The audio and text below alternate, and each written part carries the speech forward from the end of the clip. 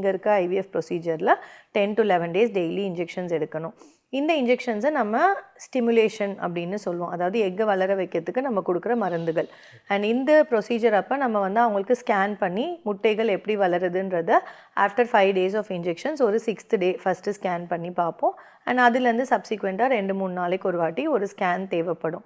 So சராசரியாக ஒரு 2-3 scan அந்த 10 நாள் கேப்பில் தேவைப்படும். அண்ட் இந்த 10-11 நாளில் ஒன்ஸ் அவங்க எக்கெல்லாம் ஒரு குறிப்பிட்ட சைஸ், அதாவது 18 to 20 மில்லிமீட்டருன்றது கரெக்டான சைஸ், அந்த அளவுக்கு வளர்ந்ததுக்கப்புறமா நம்ம எக் ரிட்ரீவல், அதாவது அவங்க உடம்புலேருந்து அந்த எக்கை வெளியே எடுக்கிற ப்ரொசீஜருக்கு அவங்கள போஸ்ட் பண்ணுவோம்.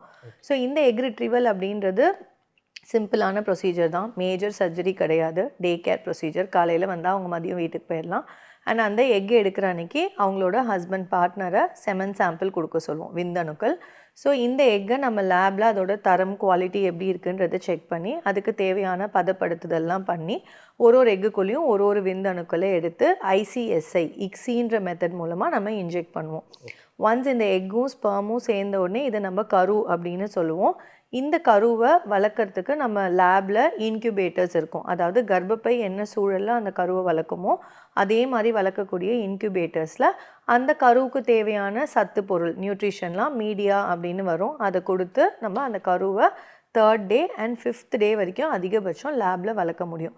So all over the world Day 5 வரைக்கும் தான் நம்மளால் கருவை வெளியே வளர்க்க முடியும். அதுக்கப்புறம் அது கர்ப்பப்பைக்குள்ளே நம்ம செலுத்தணும். ஸோ இந்த Day 5 வரைக்கும் வளர்ந்த கருவை நம்ம மெடிக்கல் டேர்ம்ஸில் பிளாஸ்டோசிஸ்ட் அப்படின்னு சொல்லுவோம். ஸோ மாதம் எக் எடுத்து ஸ்பெர்ம் எடுத்து கரு உருவாக்கி இந்த Day 5 வரைக்கும் வளர்ந்த கருவை நம்ம ஃப்ரீசிங் பண்ணி வச்சுருவோம். ஸோ மாதம் இந்த கருவை செலுத்துறது இப்போ ரீசெண்ட் டைம்ஸில் அதிகமாக பண்ணுறது கிடையாது. பட் ஒரு 10-15 years பேக்லாம் நிறைய ஃப்ரெஷ் எம்ப்ரியோ ட்ரான்ஸ்ஃபர் பண்ணிகிட்டு இருந்தாங்க. இப்போ அட்லீஸ்ட் 80% ஆஃப் த பேருக்கு ஃப்ரோசன் எம்ப்ரியோ ட்ரான்ஸ்ஃபர்ஸ் தான் நம்ம பண்ணுறோம். ஏன் அப்படின்னா இந்த எக்கெல்லாம் வளரும் போது அவங்களோட ஹார்மோன்ஸ் வந்து பெண்மணியோட உடம்புல நார்மல் ஹார்மோன் லெவலில் இருக்காது. ஸோ அந்த ஹை ஹார்மோனில் நம்ம இந்த கருவை வைக்கும் போது சில பேருக்கு ஹைப்பர் ஸ்டிமுலேஷன் இந்த மாதிரி ப்ராப்ளம்லாம் வரதுக்கான ரிஸ்க் இருக்குன்றதுனால மோஸ்ட் ஆஃப் த டைம் நம்ம ஃப்ரோசன் எம்ப்ரியோ ட்ரான்ஸ்ஃபர்ஸ் ப்ரிஃபர் பண்ணுறோம்.